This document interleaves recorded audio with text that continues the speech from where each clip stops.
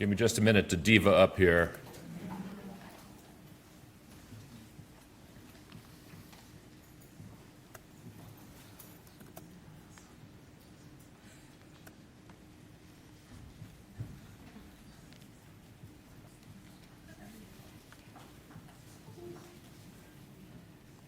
Good morning.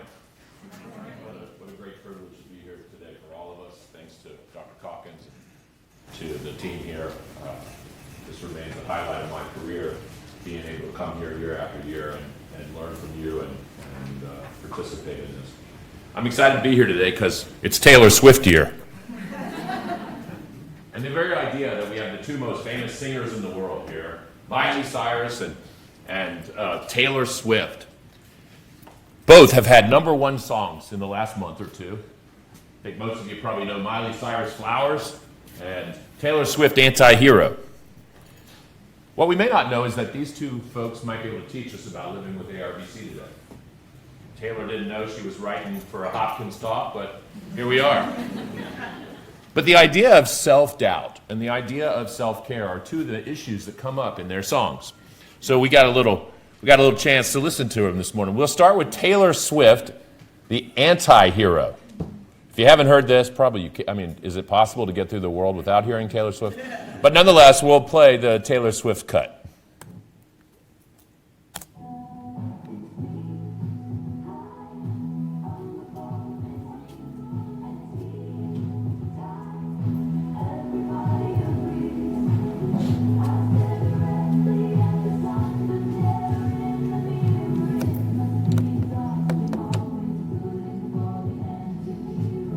All right. The Taylor Swift Anti-Hero. Hi, it's me. I'm the problem. All right. And the #1 song in America right now is Miley Cyrus' Flowers. Let's have a listen to that.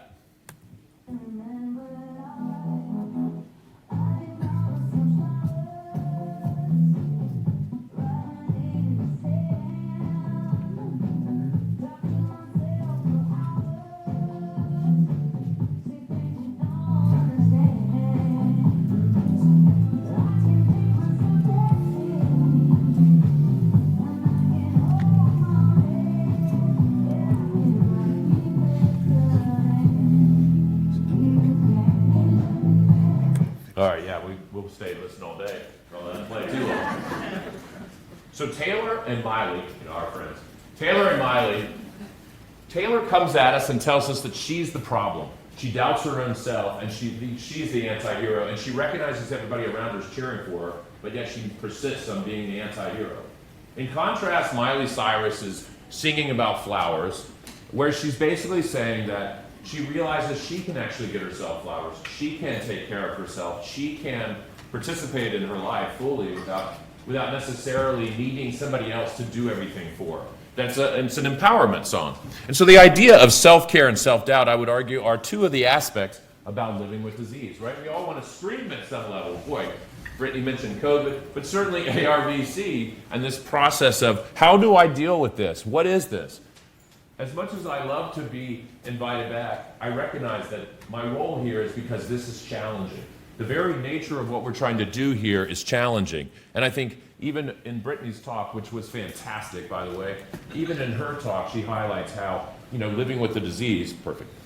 Even as she highlights living with the disease, she recognized that care of the whole person is really what may be the biggest challenge in coping with this. We can rely on the expertise of the folks taking care of us medically and genetically and all the other ways. But living with this disease comes back to the family, it comes back to the individual. And that's why I think it's been important both to include a psychologist like me in this program, but also why I get invited back, I hope.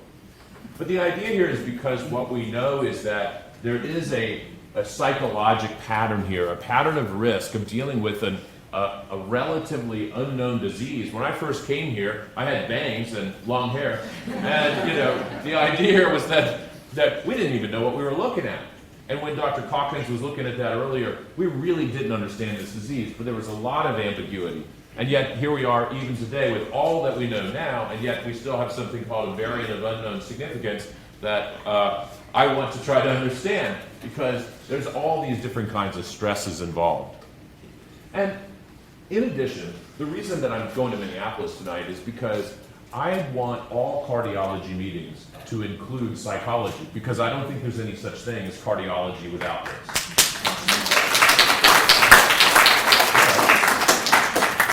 Thank you. Wow. Okay. But the concept is that if human beings are in a high-risk situation and need information and care, then there is a psychological burden to what's happening. And so it's just obvious. Relatively speaking, though, it's been hard to integrate into this concept of whole-based care. And I applaud Dr. Calkins and the team, of course, for doing that. And that's because this is normal.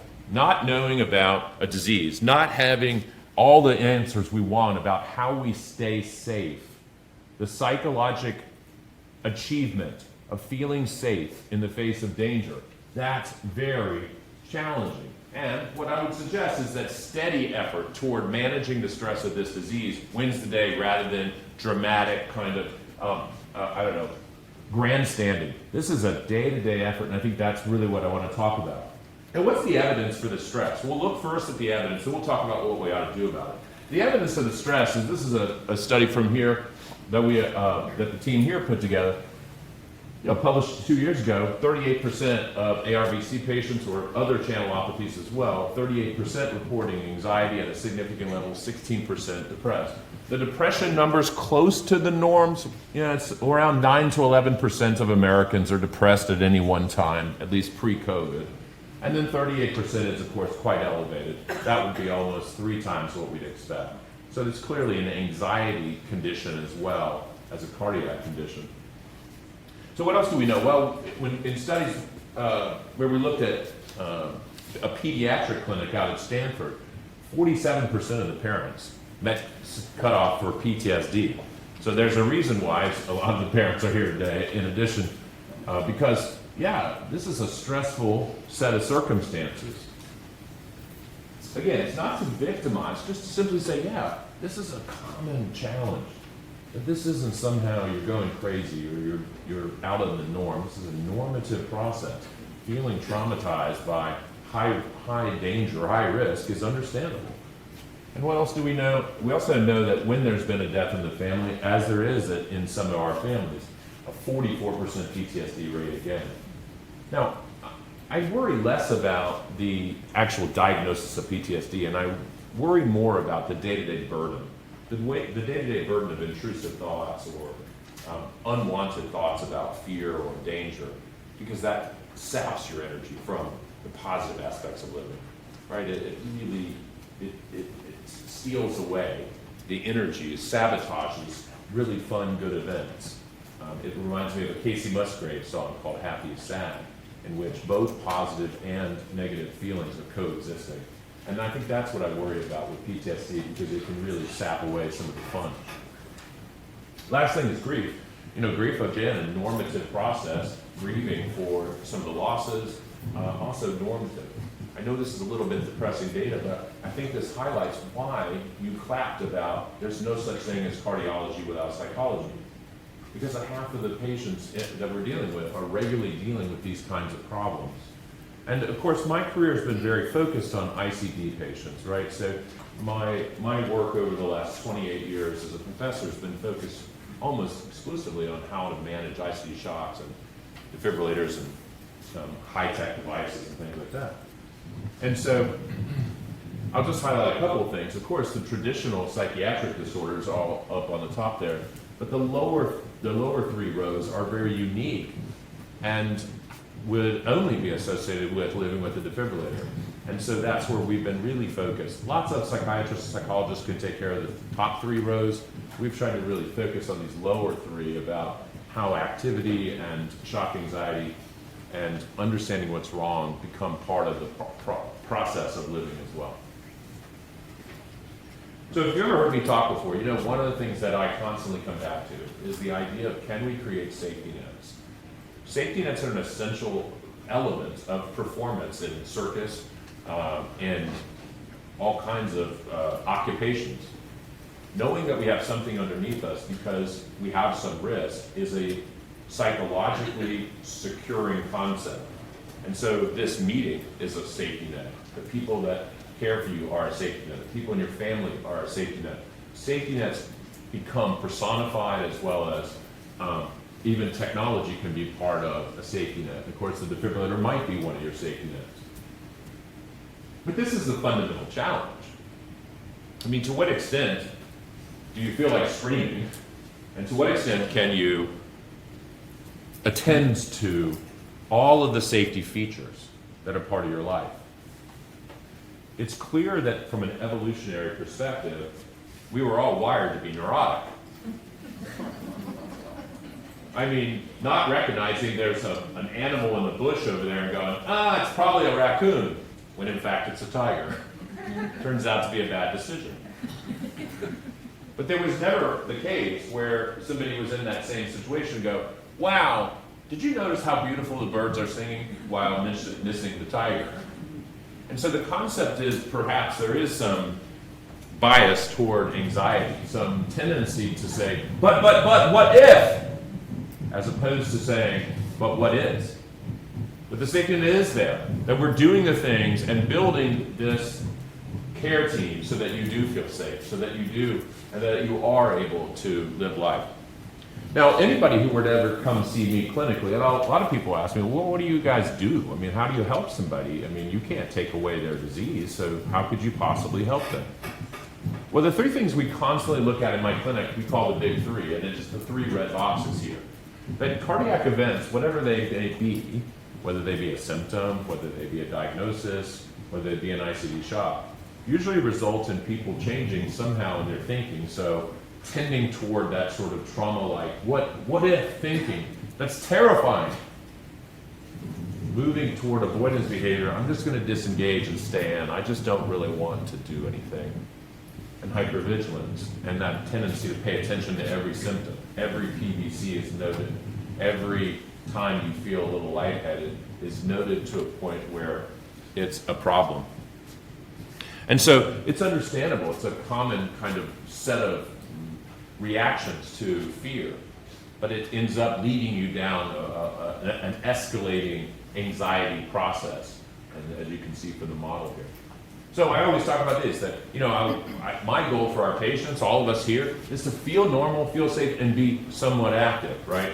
Be able to do some things. I think that's exactly what Brittany was talking about in terms of not simply withdrawing, but being active in life, not simply physically active as well, but just being active in life. And I think this idea of this program, we're here today, everybody, I mean, this, being here is energizing for us too, because we want to succeed, and we want to succeed at you living a wonderful, full life.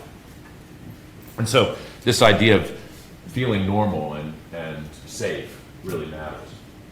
So with the rest of my time, I want to talk about some tactics. What should we do? How do we manage this? I've set up the stage that, psychological processes are in place here. Yes, there's a challenge. What can we do about it? Let's talk about three major ideas and some sub-ideas within those.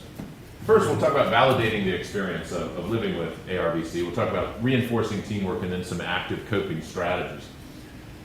Validation. So, first and foremost, emotions expressed persist until validated in many ways. So the best example of this is airport lines, right? So somebody has their flight canceled and they go up and say, well, what happened to my flight? And you know how the overworked, stressed out airline attendant goes, what are you going? What do you want? And the person continues to escalate and they wind up on Twitter or Facebook and, no offense to anybody named Karen in here, but they wind up with a Karen video. Why do Karens exist? Because they feel invalidated. There are other reasons. But for now, it's just the invalidation's occurring, right? So, but that happens because emotions expressed, we are mirrored in a way, right?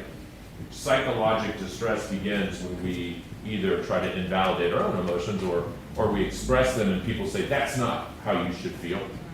And we say, well, but that's how I feel. Now, there are different ways we might address that.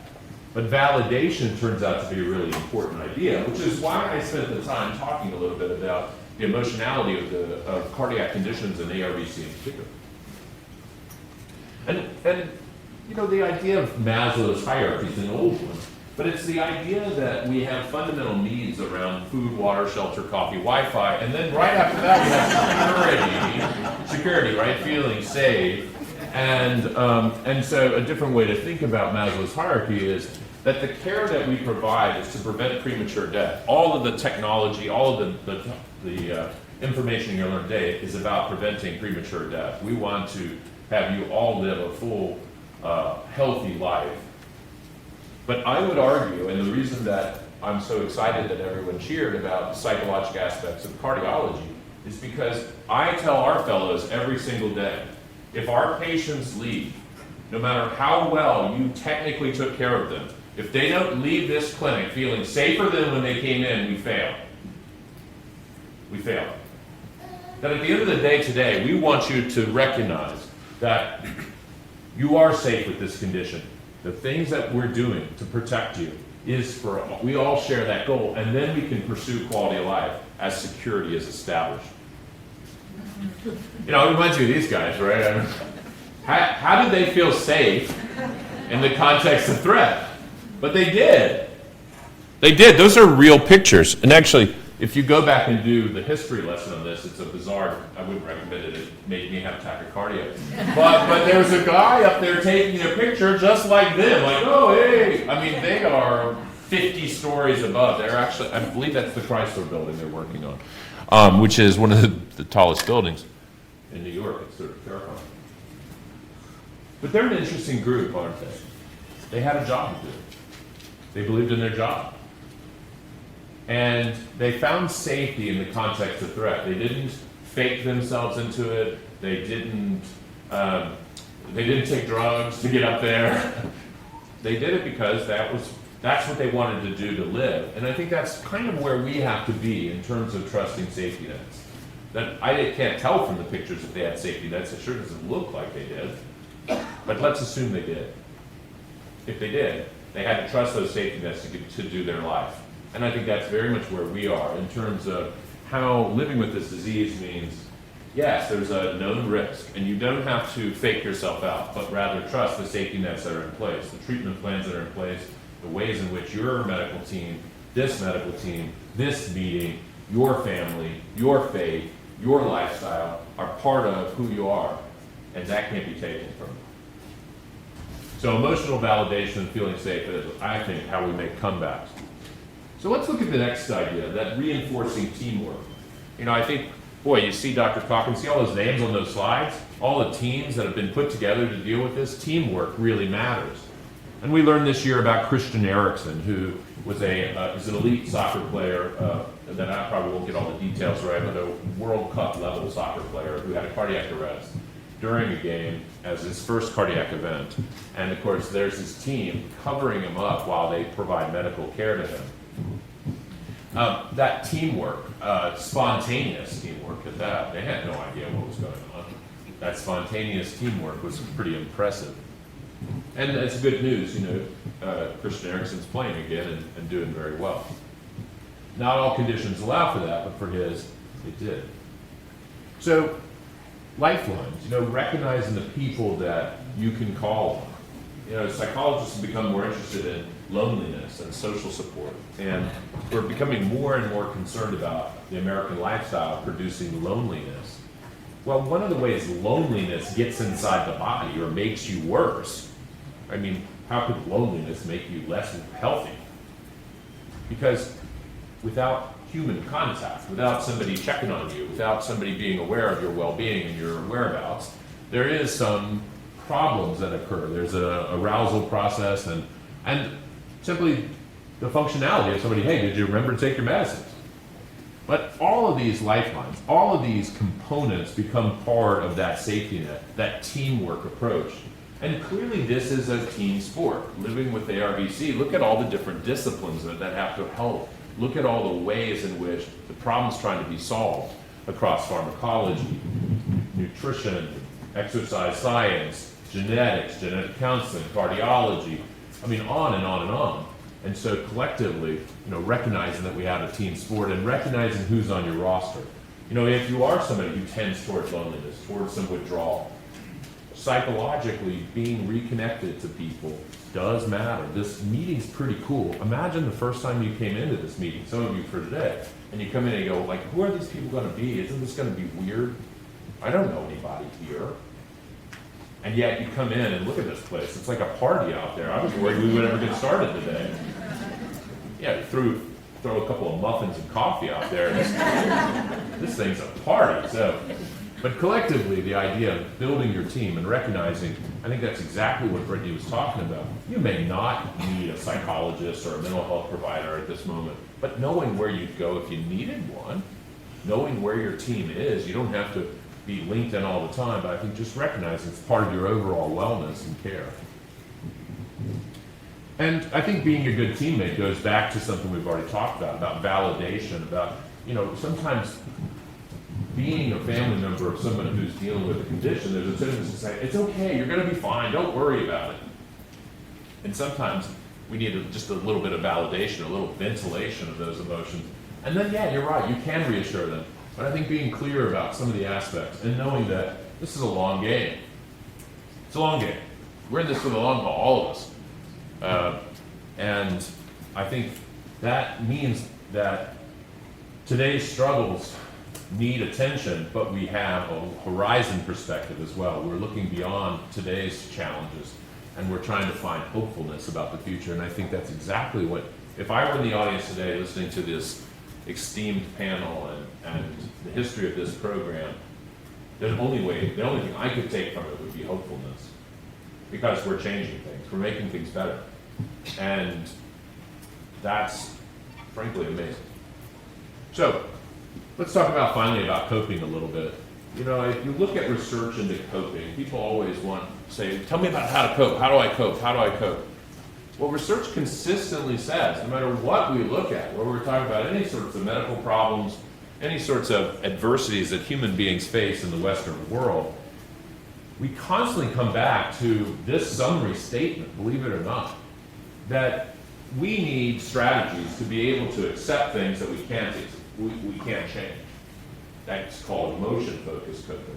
But we also need strategies to go after the problem and to have the courage to make changes when necessary. But the key, and what's so interesting about this particular prayer, is the wisdom to know the difference. The ability to say, I can't change this, but I will make room in my life, in my mind, to accept it. Our society is not good at this. We don't really teach this, and it's very hard to accept things. We love the idea in our independent Western culture to say, here's the problem and here's the fix. I'll go to Hopkins and it will be fixed. And that's not necessarily a bad strategy, but it's only one strategy. And emotionally, the ability to regulate our feelings and regulate how we accept and deal with emotional impact, it's not sexy. It's not macho sometimes, but it's human. And this idea is a really important one. I think it has something to do with self-awareness. I think it has something to do with what are your typical ways of coping. How do we know when you're on empty? If only we had this, right? We could say, oh, stay away from her today. Okay? Wait till she's filled back up. Send her out for the weekend or something, right?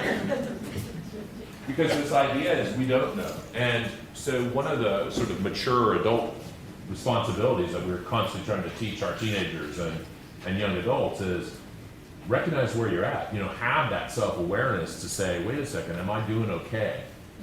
So I want to look at 4 aspects of coping now. And how am I doing on time? Am I okay?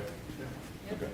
So I want to look at 4 aspects, and then I'll wind up and make sure that I don't go over time and not get invited back. So, self-reflection. So when you look at Navy SEALs, how do Navy SEALs deal with adversity? One of their key principles is this idea of fixed mindset versus growth mindset. And what this means is a fixed mindset is somebody who says, I am here and I got this. Get out of my way, I know exactly what to do. I don't need any help. I already know what's going on.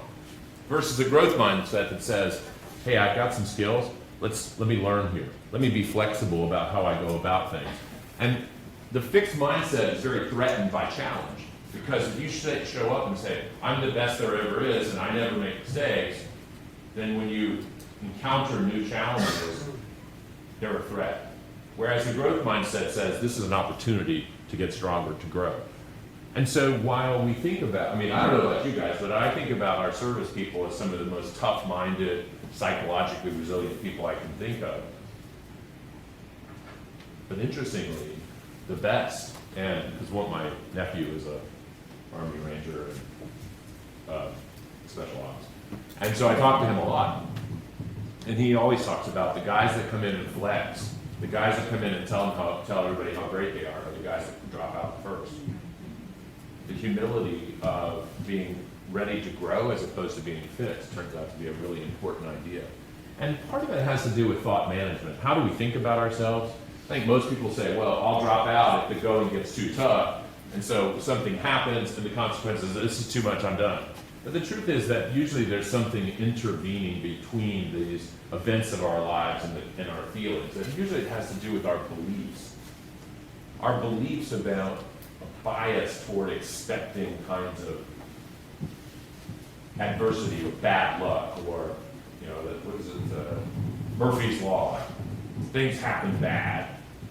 Instead of thinking about how do I have an idea, this is what I think is going on, is there evidence for that? And so the two ways I always try to do this, I really kind of simplify this down to recognizing beliefs that you have that are self-soothing, beliefs that help you feel confident, safe, comfortable. Remind yourself, okay, yeah, there's one of those PVCs. Oh, I hate those! Okay, but wait a second, they told me I have those from time to time, it's not a big deal.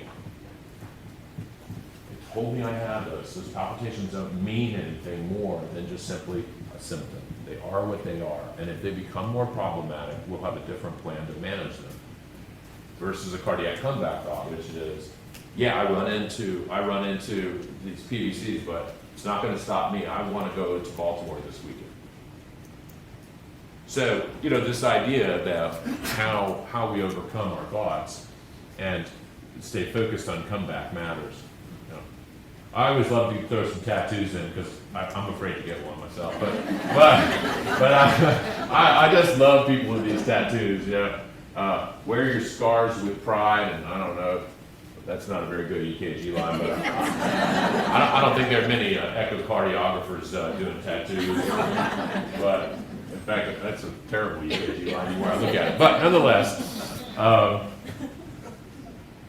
maybe it's an ARVC line, I don't know. But the idea here is that these two folks are somehow open to what's gone on in their life. They have somehow embraced it. Self-acceptance. You'll go back to Taylor. Don't forget about Taylor and Miley. Here we go. I'll stare directly in the sun, but never in the mirror. We heard in Anti-Hero. The very idea of being able to look at yourself and say, hey, I do some things well, I don't do some things well. Growth mindset versus fixed mindset. And here we are with Taylor. But self-acceptance means self-compassion. Would you really negatively evaluate somebody who, a friend that said, I have condition X? Would you really say, ew, I don't want to go out with you? Would you do that? Nobody would do that, really. But that's how we treat ourselves. I think compassion turned inward is really what I'm going for here, is to recognize that these are challenges, but that they are manageable. And being compassionate to yourself actually is still a strategy as well. I'm not perfect, but I'm pretty good. And, Taylor has advice about this too. All right, so a couple other things about self-acceptance. We talked about the safety net, and I think trust is something else. Trust in the future. When we look at psychological wellness, particularly in patients managing heart disease, beliefs about the future turn out to be one of the most important aspects. When patients come to see me in clinic, I think one of the things that I'm usually struck by is that when they are highly distressed, they don't believe much about the future. And there's good evidence for this. This is not my only observation. I mean, we know that psychological wellness depends very much on what you believe about the future. And hopefulness really matters. So trying to check yourself on that. I mean, it's one of the most important psychologic elixirs. You know, if there was a little test tube of hopefulness, we'd go a long, long way toward helping people manage life. And we want that hopeful elixir to be a part of today. And I think it is. Try not to get too bogged down in all of the medical jargon and remind yourself that the purpose of all this medical jargon is to produce a better future for yourself and your family. Whether you follow every medical nuance today is irrelevant. The fact that people are pursuing that is psychologically beneficial to everyone in here. And so while it washes over you in medical terms, Desmond Blacken, allow that to be part of hope. Allow that to be the psychologic catalyst of hope. So this is just a little idea about taking care of yourself, and then finally let's move to action planning. I mean, getting back to doing some things, right? The most common reaction, we now have a number of studies that really look at, and I'm obsessed with this right now. My research lab is very focused on what we're calling kind of a stunning response around being told you have a heart problem. We're using accelerometers and other kinds of gadgets and wizardry to look at how people move about who have been diagnosed with heart disease, and looking at fear of movement, and looking at how much time patients with heart problems and wearable devices and things that we can detect, how much time people stay squatted, sitting down, just not doing very much, and missing out. And so getting back to some of the aspects of life really matter. And this little model here, I just wanted to highlight something that now we're looking at across all of mental health problems, and it's specifically called experiential avoidance. So when situations change thoughts and feelings, and those thoughts and feelings are uncomfortable or unpleasant, and we try to avoid them, it's called experiential avoidance. And this appears to be one of the root causes of mental health stress and anxiety. Basically, some anxieties are caused because you're trying to avoid the feelings and emotions. And while we might need to dose our negative emotions sometimes, nobody wants to be completely overwhelmed, avoiding them altogether won't work either. And so this is just a reminder to talk about not being afraid of approaching some of the things that are anxiety producing. So some of those activities, what do you love to do? I just threw in a couple of these, right? Activities of fun, intimacy, awe, and peace. So, fun, right? Taylor, if you get a ticket, listen, if you get a ticket, sell it. It's worth it. Anyway, I mean, you can't get one. Ticketmaster won't let you. But if you could get one, you could sell it. And of course, looks like they're having fun there. Would you agree? Certainly, intimacy, right? Knowing that you're in the moment that matters. I still love when my grown-up sons have to share a hotel room with my wife and I, because everyone has to be in the same place. And they, while the phones are still present, I mean, they never kind of go away. But we're there together, and that sort of closeness. Oh, this is me. I was at the Redwood Forest last month, and that's me, and that's all, right? I mean, just being in situations that are humbling. When you realize my concerns relative to this forest, who has seen thousands of years. I struck, my wife took this picture. I don't think I was supposed to be in it. But I think she might have waxed me out. But nonetheless, she took it and I got in. Who's bolder, that tree or me? So, and then finally activities of peace, right? Walking on the beach, finding ways that peace is brought to you. Right? We have to know what we love to do, quality of life. You got to know what it is. Now, let's just not talk about some vague idea about quality of life. Let's talk about the activities that bring that feeling of alive and well. Hot coffee, hot showers, beautiful days.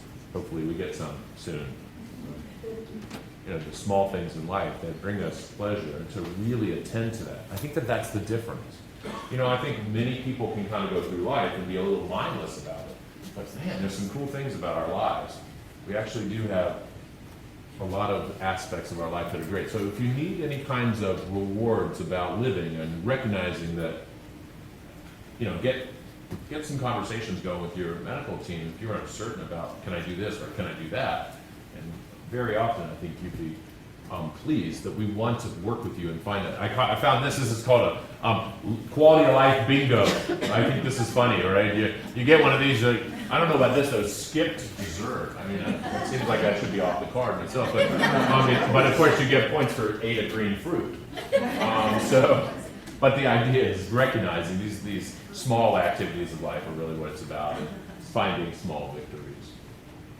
Finally, just optimistic bias. I've spent the last semester teaching my first ever positive psychology class, yes.